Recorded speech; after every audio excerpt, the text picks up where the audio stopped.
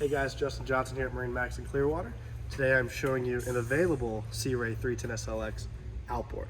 This is a 2023. These are the 300 V8s in white.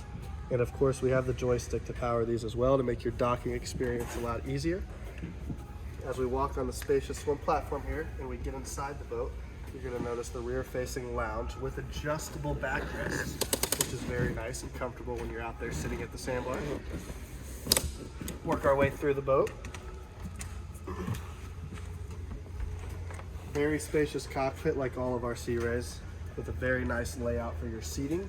There is storage underneath every single one of these cushions, and you cannot go without the sink and the grill combo here, again for a great day out at the sandbar.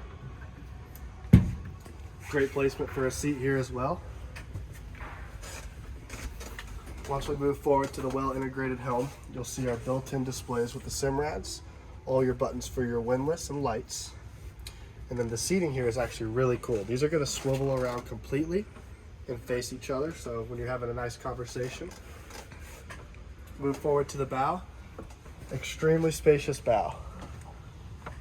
You're going to have two loungers here, and again, you have storage underneath all of these too.